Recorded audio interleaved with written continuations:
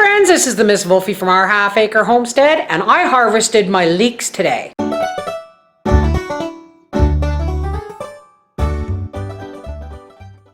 Now, I've never had luck with leeks, but this year they just went nuts. Look at these. Look at these. So, let's clean them up, cut them up, and dehydrate them. Okay, now, I'm going to dehydrate these. And these get layered. These are onions, folks. So they have layers and they get dirt in there. So what I want to do is I want to slice them down the center. And then I will cut them up and put them in the strainer so that they will be washed really well for dehydrating. Now, I normally blanch onions, and these are in the onion family, but it doesn't, I've looked it up, it doesn't say to blanch them, but then it never said to blanch the onions either. So, I'm gonna get them in here and get them rinsed, and then I'll think about how I'm gonna proceed from there. Look at the size, and I've already taken the rootstock off. Look at the size of this leek. Like, holy moly! I'm going to plant these every year from now on because I do better with leeks than I've ever done with onions, except for the Egyptian walking onions. Okay, here's all the leftovers. I'm going to have Howie throw them in the ravine because you never know. And no, folks, I'm not going to replant the roots. This is all of the leek stalks, and now I'm going to wash them. Okay, now I've got these under the sprayer with water, and I stopped slicing them down the middle because I was slicing them really thin. But folks, they are an onion, but they grow vertically, which means they'll get dirt in between the layers. So you want to make sure that you bust these all up and really, really wash them well. Like if you have a thick piece like that, just bust it up. It's one of the reasons why slicing them down the center is better. I'm telling you folks, this is a lot of stalk. I didn't cut up the leaf part, but if you wanted to, you could probably boil them down and make an onion broth and just strain the broth off. All right, we'll see you guys in the pantry. Okay, I've got 4 trays here. I put the mesh trays on them because these are going to get really small and we don't want them falling down through. As usual, I put a jar over the hole in the center and we're just going to spread these out. Now, because I didn't blanch these, I'm going to layer these pretty thin. And if I come across anything like this, I will just push my thumb up through and break it up.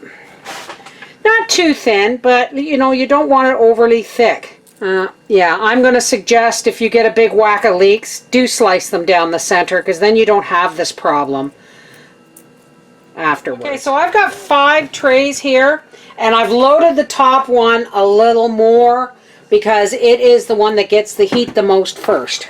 And we're going to put this on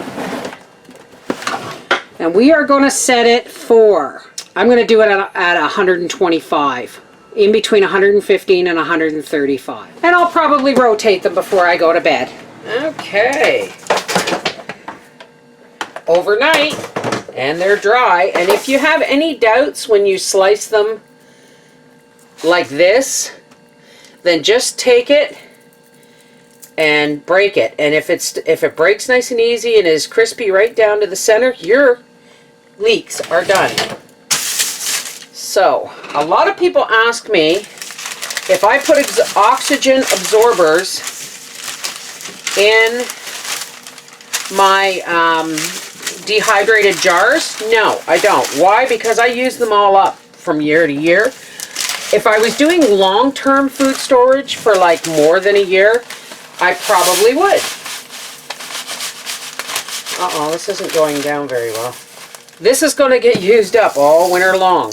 And if for any reason we get stuck, for instance, massive snowstorm that has us snowed in for weeks at a time, we're still going to be covered. Probably the only thing we'd run out of would be milk. These are nice and light, and then you can push these down inside the jar to make more room.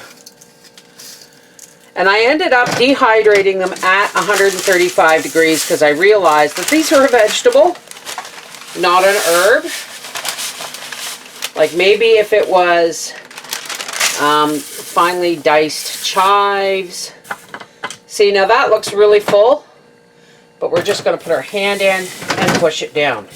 That also gets rid of a lot of the air and makes room for my last two trays.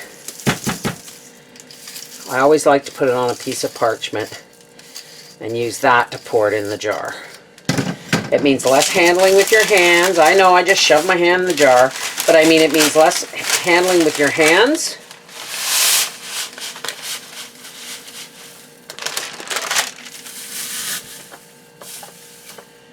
And it's faster and easier.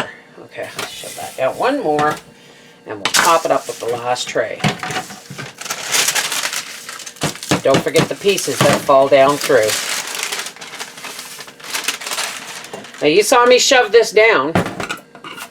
So here we have a beautiful half-gallon jar of dehydrated leeks from the garden. As you can see, I'm just barely starting my dehydration. But if you think about this, one shelf of dehydrated stuff will, especially if you have things like I have, like MSG-free soup bases, you could survive an entire winter on what I have right here. You could. This is the Mrs. Wolfie from our half-acre homestead saying, I'm going to plant leeks next year because I have better luck with leeks than I do with onions. Take care. God bless.